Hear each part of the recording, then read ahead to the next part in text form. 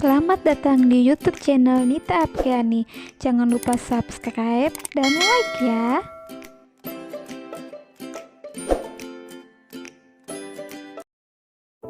Assalamualaikum warahmatullahi wabarakatuh.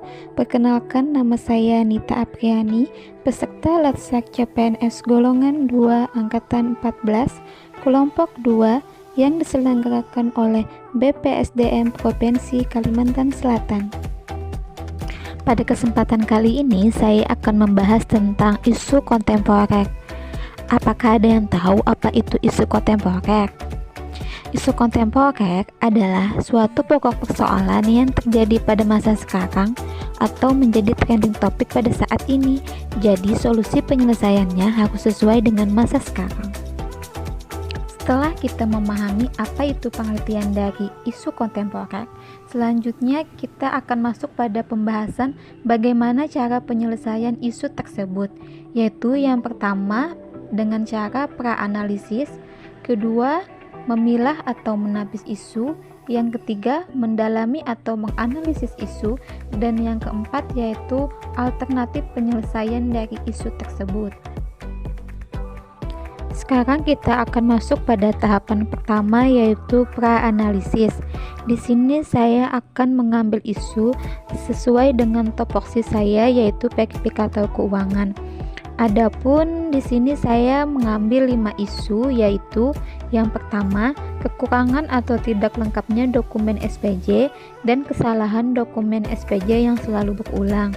Yang kedua, belum adanya penggunaan kartu kendali anggaran sehingga ketika dilakukan verifikasi terdapat anggaran yang tidak sesuai. Ketiga, kualitas SPJ yang buruk sehingga sulit terbaca oleh verifikator.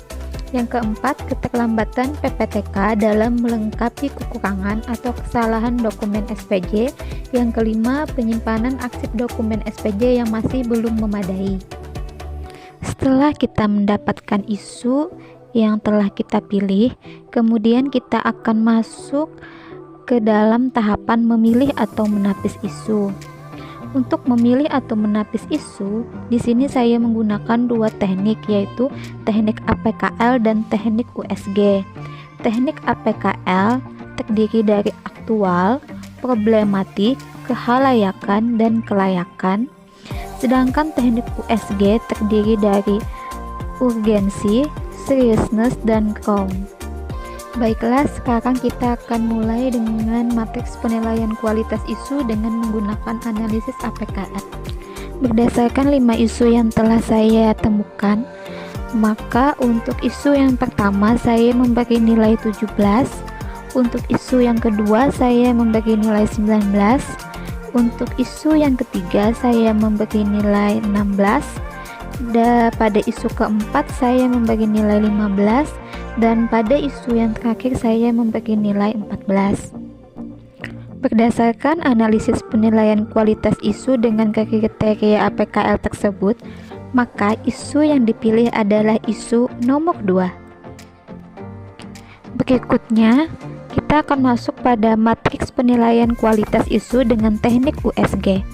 Dengan 5 isu yang telah saya dapat, maka saya memberikan nilai pada isu pertama dengan nilai 13, isu yang kedua dengan nilai 14, isu ketiga dengan nilai 11, isu keempat dengan nilai 10, dan isu kelima dengan nilai 9. Berdasarkan analisis penilaian kualitas isu dengan kriteria USG, maka isu yang dipilih adalah isu yang nomor 2. Setelah memilih isu yang didapat, yaitu isu nomor 2, maka saya akan masuk pada pembahasan alat bantu analisis isu. Di sini saya menggunakan pendekatan fishbone diagram. Di dalam fishbone diagram terdapat penyebab dan akibat. Ada 4 penyebab utama, yaitu dari segi surrounding, kesadaran yang kurang untuk pengumpulan dokumen SPJ tepat waktu. Dari segi sistem, yaitu belum adanya penggunaan teknologi digital dalam pembuatan dokumen SPJ. Dari segi skill, yaitu kurang teliti dan ketidaktahuan dalam pembuatan dokumen SPJ, dan dari supplier, yaitu SDM yang kurang memadai. Berdasarkan penyebab-penyebab yang telah disebutkan tadi, maka akibat yang akan muncul adalah belum optimalnya proses verifikasi dokumen SPJ yang mempengaruhi proses laporan yang dihasilkan menjadi tidak relevan atau tidak sesuai dengan waktu dan periode yang seharusnya terjadi. Sekarang kita akan masuk pada tahapan terakhir penyelesaian isu, yaitu alternatif pemecahan masalah. Adapun metode yang saya gunakan adalah metode SWOT. SWOT yaitu strength atau kekuatan, weakness atau kelemahan, opportunity atau peluang, dan threat atau ancaman. Kita mulai dari strength atau kekuatan. Berdasarkan isu yang telah saya pilih tadi, maka kekuatannya yaitu pembuatan dokumen SPJ dengan menggunakan teknologi digital akan meminimalisir terjadinya dokumen SPJ yang tidak lengkap dan pembuatan dokumen SPJ yang salah. Selanjutnya, untuk weakness atau kelemahannya yaitu masih perlu adanya pembekalan SDM tentang kelengkapan pembuatan dokumen SPJ sehingga menghambat proses verifikasi dokumen SPJ.